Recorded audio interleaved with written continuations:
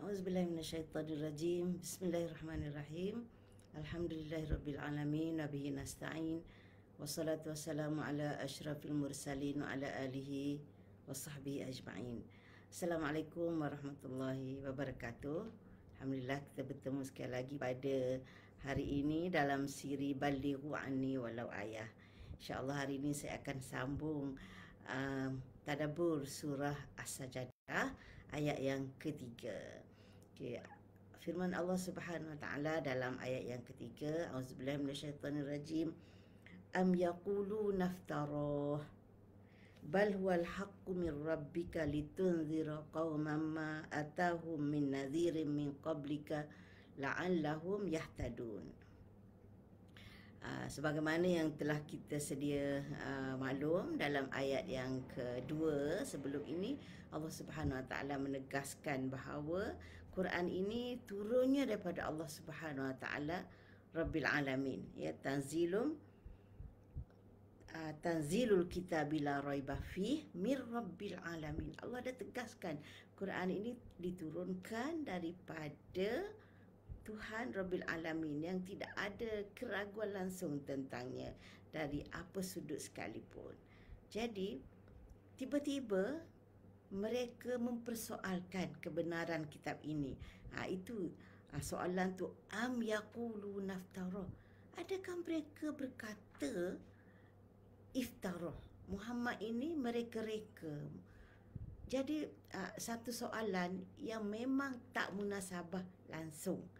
Kenapa tak munasabah tak? Iaitu tak munasabah lahirnya persoalan yang sebegini daripada mereka yang yang disampaikan Quran ini. Siapa mereka itu? Iaitu Arab Quraisy. Ya, Nabi SAW diturunkan di kalangan orang Arab Quraisy pada ketika itulah. Walaupun Nabi memanglah diturunkan untuk semua manusia, tapi Nabi lahir di situ dan orang yang pertama menerima dakwah Nabi, mendengar kitab yang diturunkan ini adalah Arab Quraisy. Siapa Arab Quraisy ni? Arab Quraisy ni adalah bangsa yang memang fasih dalam bahasa Arab.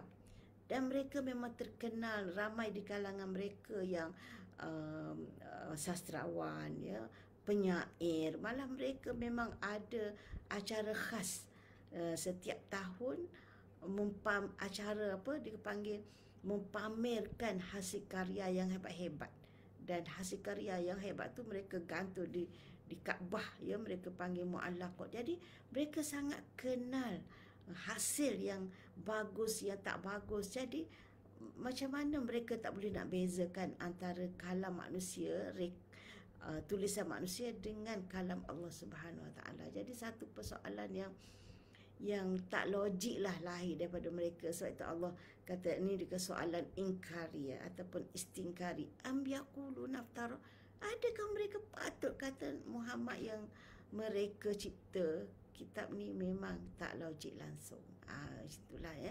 Dan kita tahu, ya, mereka mengeluarkan tuduhan itu bukan sebab mereka tak percaya sebenarnya, sebab mereka sebenarnya cari alasan macam mana nak tolak dakwah Muhammad sallallahu alaihi wasallam. Selain daripada mereka menuduh Muhammad ni mereka reka kitab ni, mereka juga ada tuduhan-tuduhan lain yang memang tak logik.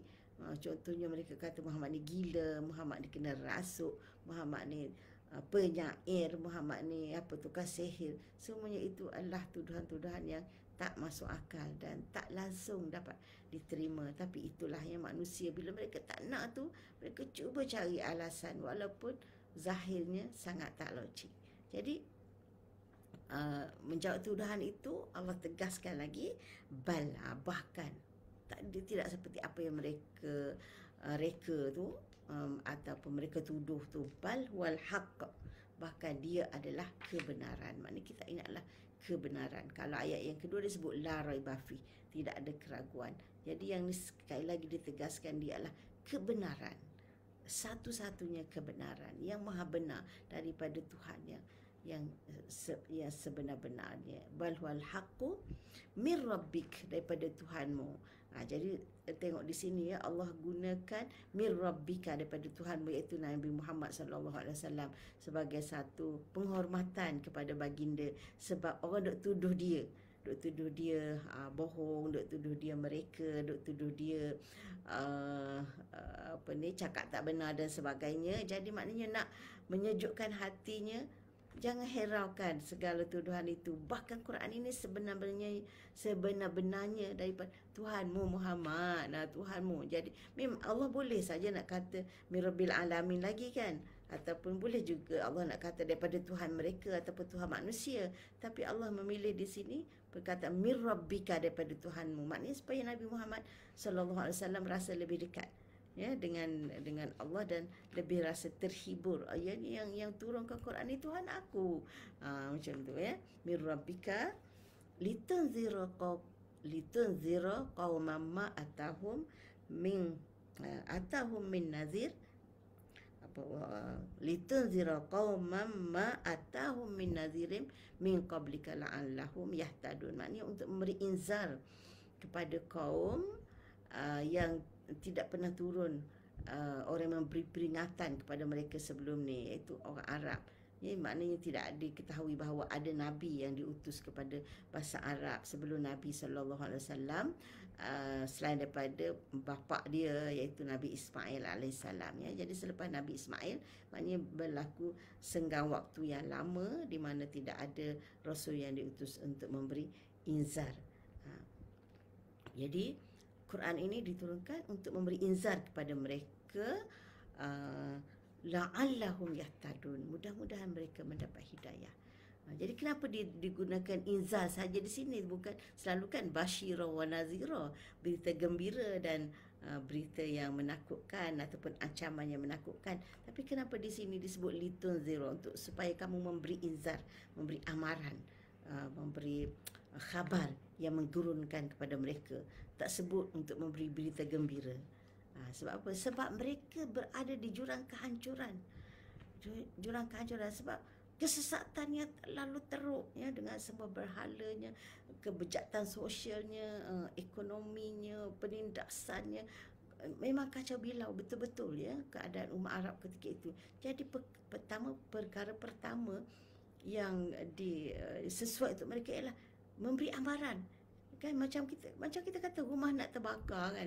Masa tu rumah nak terbakar, apa yang sesuai untuk kita beritahu penduduk rumah tu supaya cepat keluar? Api cepat keluar. Takkanlah nak kata ni ada offer apa ni, jualan murah ke apa, nak sebelum kita nak khabarkan berita yang menyenangkan, kita akan beritahu tentang ancaman yang dekat yang akan membinasakan mereka. Jadi itulah kesesuaiannya kenapa Allah sebut litunzira terlebih dahulu, bukan litubashira untuk memberi khabar gembira ke apa. Jadi